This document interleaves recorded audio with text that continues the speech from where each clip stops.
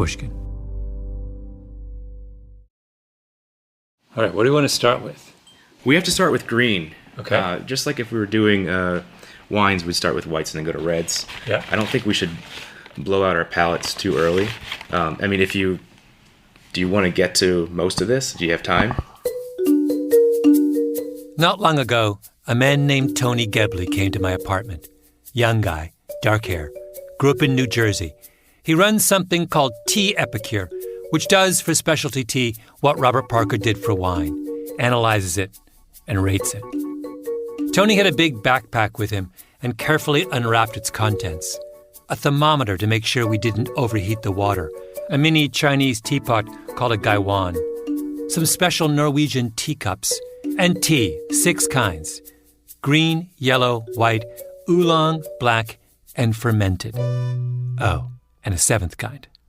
We'll get to that. So this is called Lu Bao. Lu Bao. And it's from Guangxi province. And this tea was produced in 2009. Do you have to steep fermented tea for a long time? No, typically not. I mean, it instantly colored the water. Right? Look at that. You call that the liquor? The liquor, yes. Yeah. And if somebody put milk and sugar in this tea, you would shoot them. I do not like tea snobs. Like I am against tea snobbery. But I was going to say, but this tea is special. It came from this famous collector. You're down to your last little bits of it. If I were to walk in and pour a big chunk of half and half in it and two sugar cubes, you would be a little upset. I would say, Malcolm, you're not fully appreciating this tea, but I respect your preferences. Tony inhaled deeply into his teacup, then looked thoughtful. All right, I'll let you both just lift up the lid and sniff that. Ooh. I'm getting a little bit of a spinachy feel from that. Oh, yeah. Almost like a Swiss chard or something. Yeah. Never gotten that from a tea before. We had had a lot of tea by this point. Me, my producer Jacob, Tony. Tony says it's an actual phenomenon called being tea drunk. Jacob and I were definitely tea drunk. Oh, it is interesting. Okay, tell me, Tony. There's like a forest leaves, like a mat on the forest floor of brown leaves. I get that bit of earthiness with there's like a roasted carrot going on in there for me. That's the vegetal note I'm getting from it. Mm-hmm. And then a little bit of like tire fire. That proves you're from Jersey. When you drink some tea and you're reaching to tire fire. Right.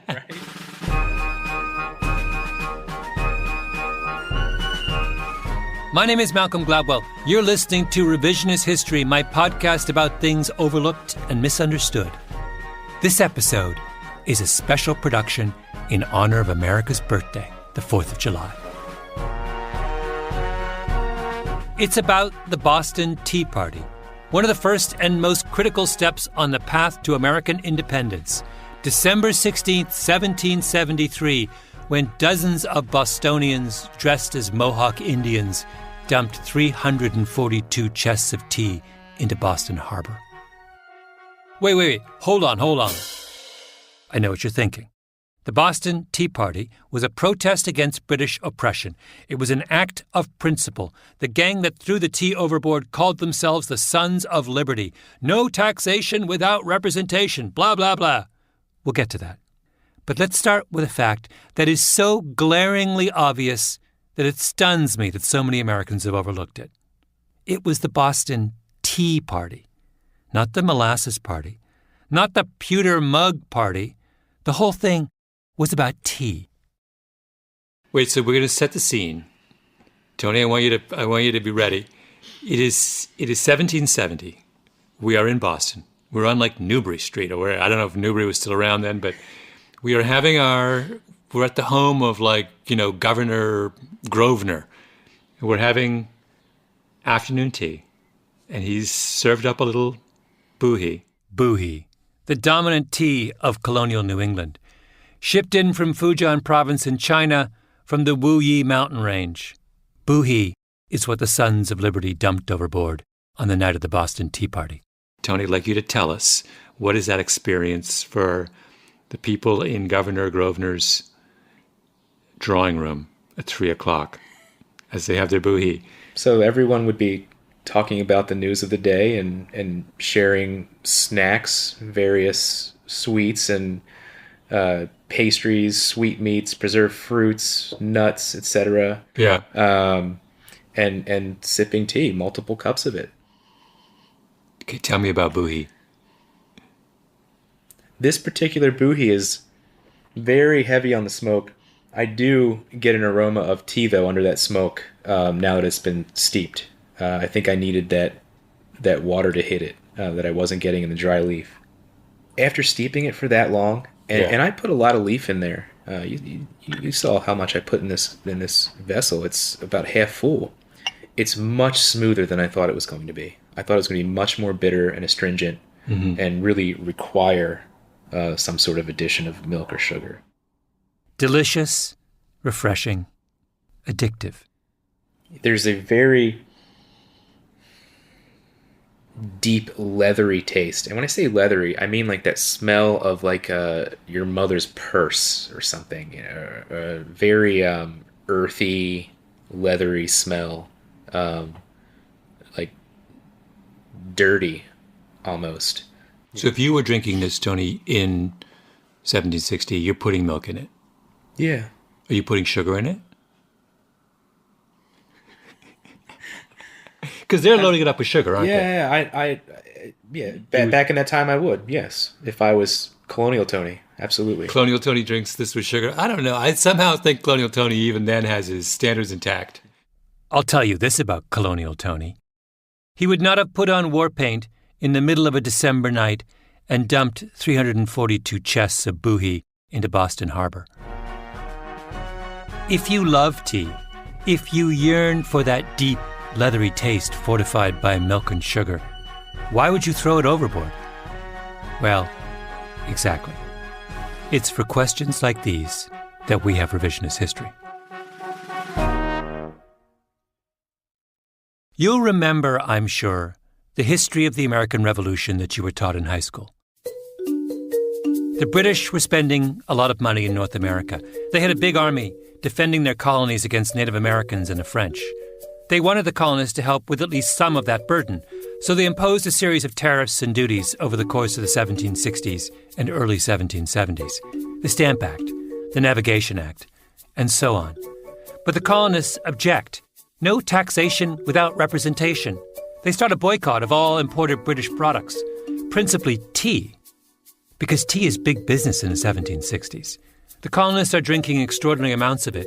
Oolong, souchong, lots of green tea, and of course, boohee, that deep, leathery taste. They're addicted to it. In Boston, the boycott is led by some of the town's most prominent businessmen. And a few years ago, a historian named John Tyler wonders, who are these merchants leading the fight against British tea? What is the nature of their business? So he goes to the Boston Athenaeum on Beacon Street, one of the oldest independent libraries in the United States. Ornate high ceilings, enormous leaded windows, founded in 1807, full of all sorts of treasures. And Tyler starts digging through old insurance records in the Athenaeum archives. I mean, is this a vast set of boxes? I mean, what are we talking about here? We're talking about hundreds of policies that were written during that period by a man named Ezekiel Price. Tyler is an elegant man, cultivated, patrician. Just retired after 36 years teaching history at Groton, one of the exclusive private boarding schools of New England. His theory is that insurance records are a pretty good way of finding out what someone's business really is, what they're buying, selling, where they're sourcing their goods. Because you may lie to the government or your competitors, but you have no reason to lie to your insurer about what you're up to.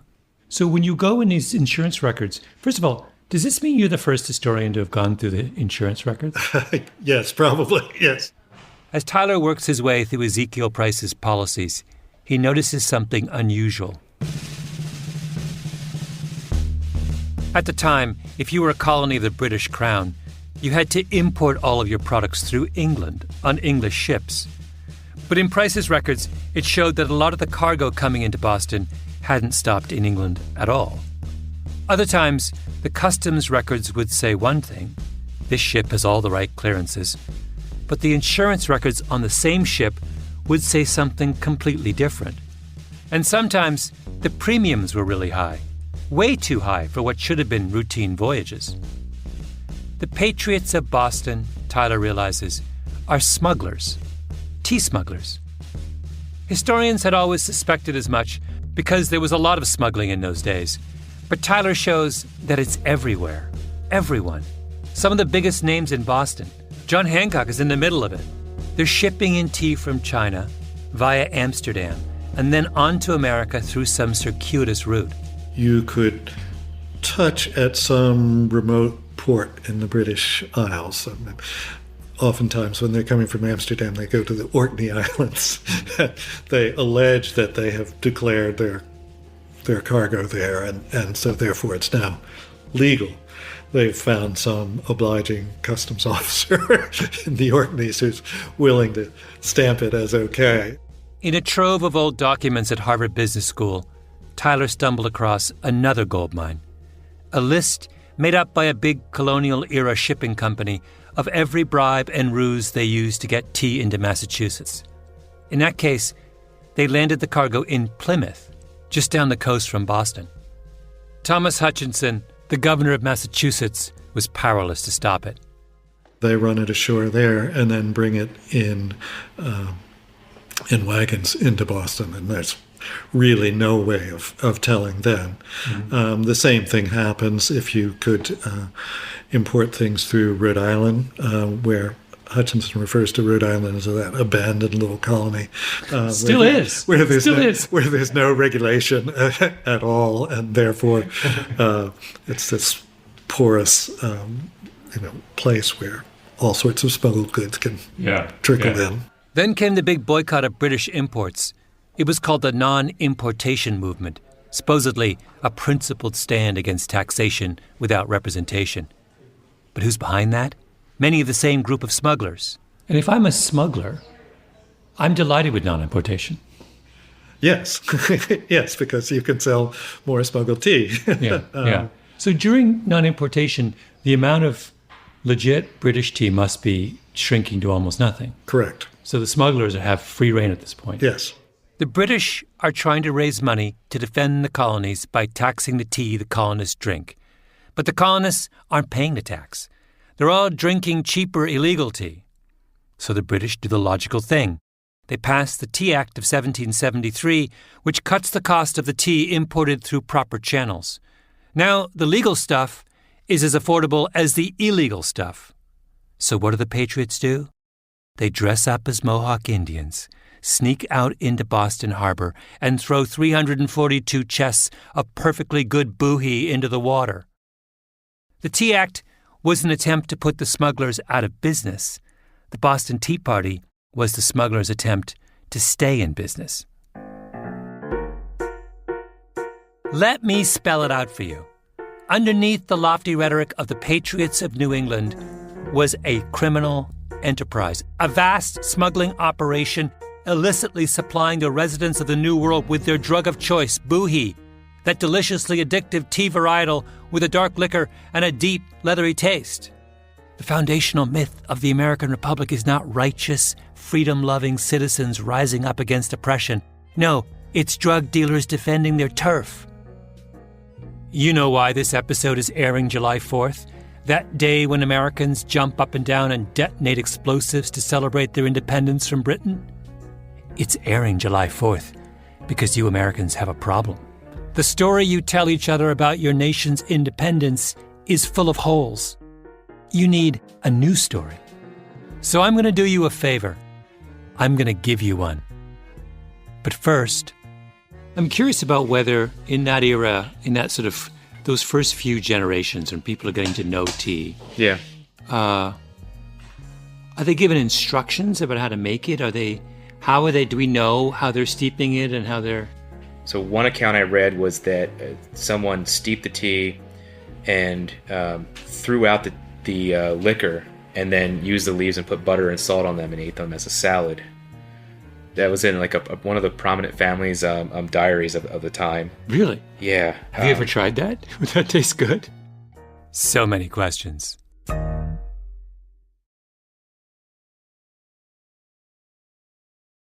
All right. I think we need to start over. Take 2 on the real meaning of the American Revolution. Let me introduce you to Francis Ianni, an academic who had a theory about Americans and their criminal enterprises. Although calling Ianni an academic seems a little limiting. He decided, I guess this is after we'd been there about 6 months, he decided to drive to Nairobi. And I can't remember the exact distance. It might be 600-700 miles. But back then there were places where there literally wasn't a road. I don't think there was any paved road. And you'd be driving along and all of a sudden the road would just end. Juan Ianni. That's Francis Ianni's eldest son, talking about how his father moved his family to Ethiopia in the early 1960s and decided, one day, to drive to Nairobi. All they had was a Volkswagen minibus, which isn't exactly built for off-road adventures. Back then, people who made the journey did it in a convoy. Ianni was like, why bother? Let's go solo. This is a tangent, because Francis Ianni is one of my favorite people that I've never met. We'll get back to tea, I promise. So you'd have to go by dead reckoning to figure out where you were to come out on the other side. And wait a second. Your dad has, your parents have how many children at this point? I have 2 brothers. So there's 3 of you. You're the eldest? I'm the eldest. My brothers are 8 and 10 years younger than I am. At the time, this was 1960, so they were 5 and 3. And of course, my mother was... Go ahead. No, I'm just imagining this in my mind. A young couple with a 12-year-old, a 5-year-old, and a 3-year-old set out to drive in a Volkswagen minibus from Addis to Nairobi in 1960. Yeah. This is like the most hilarious thing I've ever heard. Francis Ianni ended up as a professor at Columbia University. What he was a professor of is slightly unclear, since he was the kind of person who did whatever he wanted, but some combination of anthropology and sociology and stuff Francis Ianni thought was interesting. He had 2 wolves. Well, he had several wolves, but he had 2, and I think I said... Actual wolves? I sent you some pictures yesterday. There's one with him with the wolves, actually. He called his wolves Romulus and Remus. In his apartment in New York, he had a monkey, a pet ocelot, a baby alligator, and it used to be a huge point of contention between my parents because he would just bring these animals home.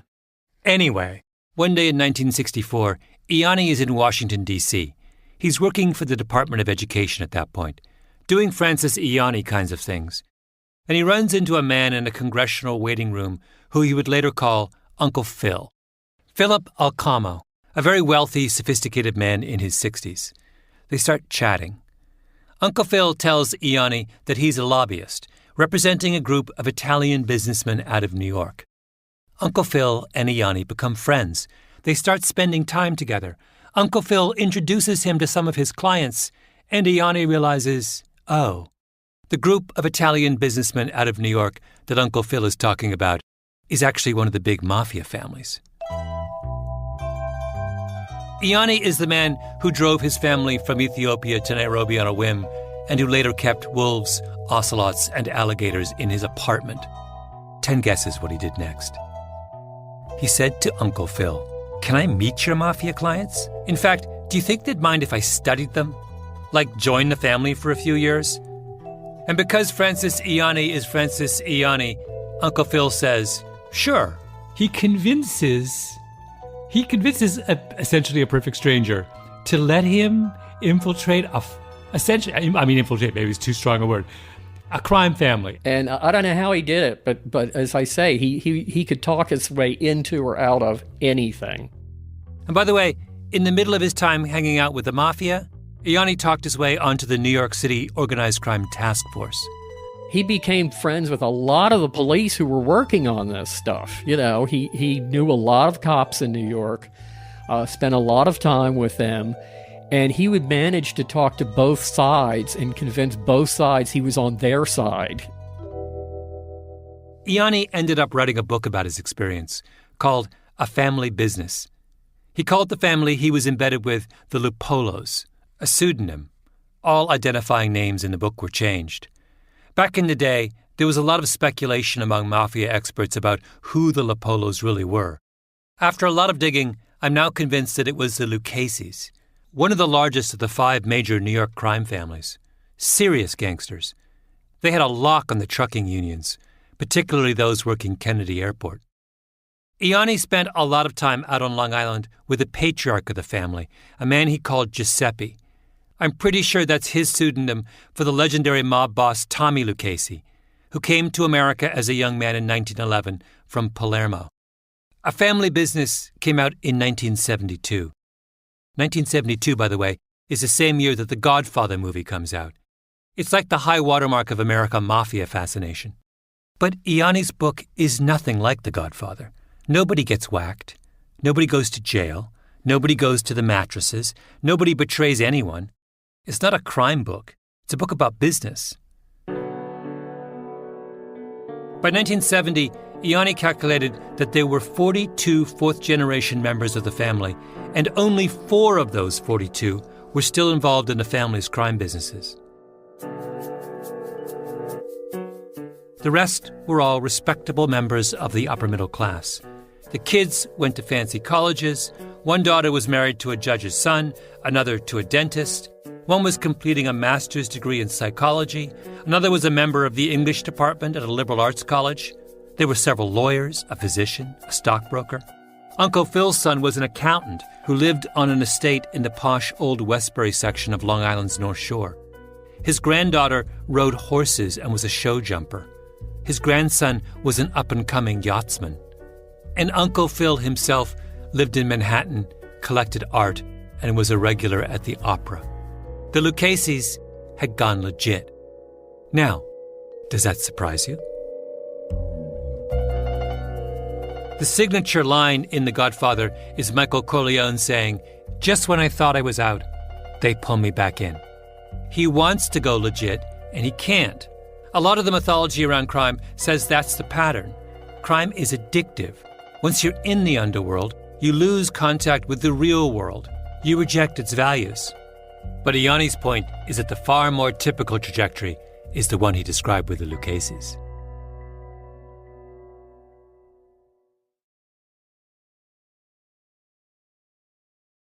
Here's another example of the lure of going legit. Salvatore Sammy the Bull Gravano, notorious mobster, underboss of the Gambino family. Here he is being interviewed by Diane Sawyer in 1997 on ABC Primetime.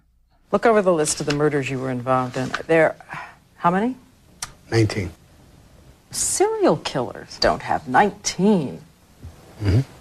We're worse than them. Gravano is totally matter-of-fact. You're half expecting him to count off all 19, one by one, on his fingers.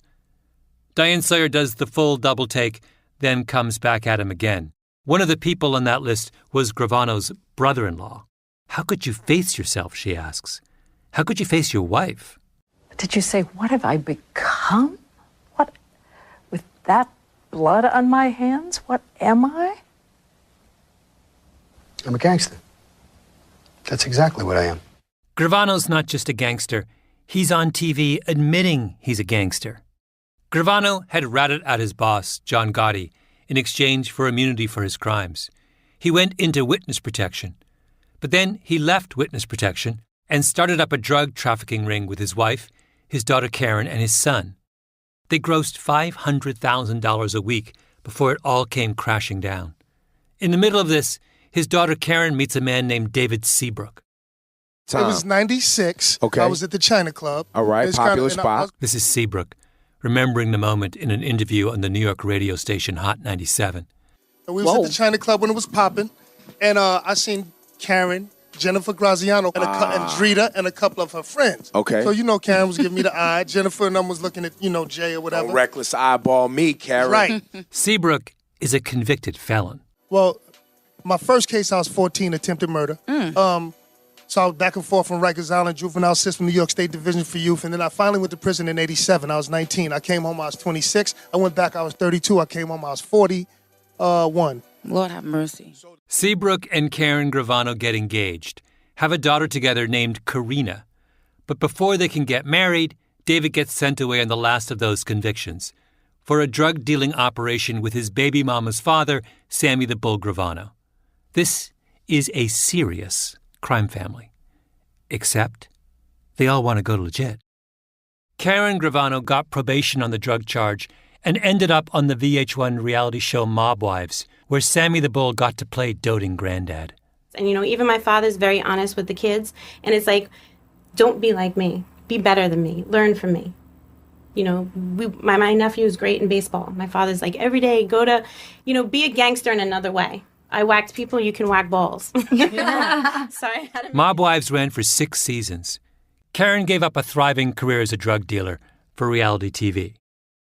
David Seabrook, meanwhile, got a bachelor's degree in prison and finished a business degree after his sentence, then found a company that would hire him despite 5 felony convictions. Mind you, I started at the bottom. Well, lo and behold, I run the company now. It's 60 employees. I'm the quality manager. So, and we're looking to expand to about 120 employees within the next 6 months. So, in my opinion, that's a success story. In my opinion, considering I think it's a. I don't think where anybody I came would, from. Yeah, I don't think anybody would ever question whether or not you had a success. So, how long were the Gravanos actually a crime family? Well, Sammy the Bull's parents were dressmakers in Bensonhurst, Brooklyn. They were legit. Sammy went bad as a teenager and stayed bad for his whole life. That's one generation. Then came Karen and David, but they were only crooked until they saw middle age approaching. It's 1.5 generations. That's it. It stops there.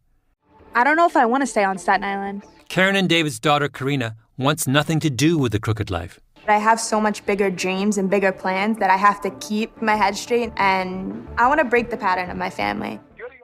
Karina was actually briefly on a reality show herself, Made in Staten Island. In the first episode, she takes a call from her grandfather. When you go to college, where are you going to go? You're going to stay in New York? Sammy the Bull's been out of prison on the drug trafficking rap for 2 years. You never know what can happen for me on the East Coast. It could do wonders. You're at an age now that, you got to look at possible mistakes that change your whole future. No, you're right. I know in New York you can get on the wrong track real easy. Mm-hmm. This was the great insight of Francis Ianni's work. Organized crime is not what people do when they have rejected the American dream. It's the opposite. People like the Lucchese's and the Gravanos desperately believed in the American dream, but they felt marginalized, locked out, so they took a temporary detour. There's even a wonderful phrase coined by the sociologist James O'Kane for that temporary detour, the crooked ladder. You climb the crooked ladder until you get high enough to get to the straight part of the ladder. The greatest example of it was I was talking to Sandra Lansky, Meyer Lansky's daughter. This is Nick Pileggi, the mob expert who wrote the book on which the movie Goodfellas was based. Meyer Lansky was a legend in organized crime, and Pileggi asked Meyer Lansky's daughter, Sandra, about her dad's happiest moment. She said, we drove up to West Point to see my brother Paul graduate from West Point. Now, this had to be like the 50s, when Meyer Lansky was about as famous as you can get. I mean, that's the world's worst bad guy. And she said, I looked over and my father was crying. Oh, my God. That his son was graduating from West Point. He was so... This is Meyer Lansky in the middle of West Point with all those guys throwing up their gloves, crying. He was so happy. And so when Paul, the son Paul, came over, everybody hugged and kissed. Meyer, she said, my father reached in his pocket and gave Paul the keys to a brand new Fairlane convertible. And Paul would not take it. Gave him the keys back. It's okay, Pa.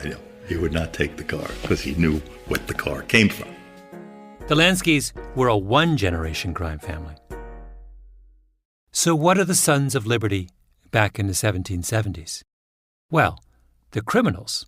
There's no question about that.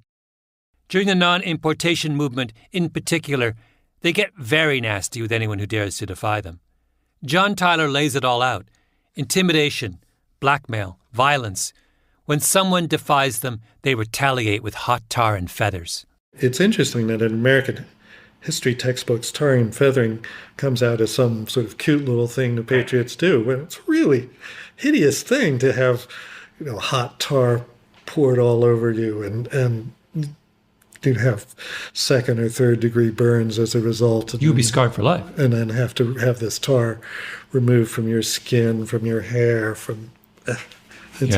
it was a hideous thing to do, to say nothing of these people were terrified of their lives when the mob got a hold of them. Yeah. The mob. That's where the mob came from, the streets of colonial Boston. But if they are mobsters, they are mobsters in the same sense as the Lucases and the Gravanos and the Lanskys. Because the minute they can go straight, they do. I mean, what's the signing of the Declaration of Independence? It's a bunch of criminals dressing up in wigs and frock coats and rebranding themselves as the Founding Fathers. Isn't this the real lesson of the great American experiment? That the promise of the American dream is so powerful, so enthralling, that even the most hardened criminals want nothing more than to climb the ladder to respectability. Oh, and by the way, after the birth of the American Republic, what do you think the newly formed Congress and state governments did with imported tea? They taxed it, higher than before, because what looks like oppression when you're climbing the crooked ladder looks totally legitimate once you're on the straight and narrow. Here is my suggestion for July 4th. Enough with the fireworks and the parades. In light of everything we've just heard, that would be a little unseemly. Do they have a big holiday in Miami to celebrate the anniversary of the first cocaine shipment from Colombia? No, they don't. And the whole beer by the barbecue situation? Personally, I would rethink that too. If you're going to be drinking anything this July 4th, it should be tea. Me? I'm thinking of some Lapsang Souchong, which is a super smoky black tea that I love. Or at least I did. Until I talked to Tony Gebley about this, and he said, I'm quoting, "Hopefully I can change that notion of yours." What's your... You have an issue with smoky teas. An issue? I don't know if it's an issue. You gave me that look when I said I like Lapsang, and then... I'll be frank with you. There's a real, bro thing about Lapsang Souchong going on in the specialty tea world right now. You didn't even know it, but you were a tea bro. You're a tea bro. That's what I'm saying. You mean it's the macho choice? Is that what you mean? It's the macho choice. Oh, I like it smoky. I see. Like a scotch. Like a scotch. Yeah, like a powerful smoky punch, like akin to I like to grill a lot kind of thing. Stop right there, Tony. As it happens, I do like to grill a lot. And I'll be grilling some steaks this July 4th, with a steaming cup of Lapsang Souchong in my hand as I toast the drug smugglers, thugs, and mobsters who saw in the promise of these United States a chance to go legit. Happy birthday, America.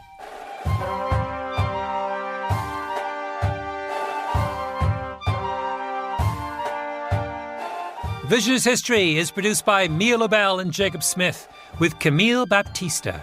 Our editor is Julia Barton. Flawn Williams is our engineer. Fact-checking by Beth Johnson. Original music by Luis Guerra. Special thanks to Carly Migliori, Heather Fain, Maggie Taylor, Maya Koenig, and El Jefe, Jacob Weisberg. Revisionist History is brought to you by Pushkin Industries. I'm Malcolm Gladwell.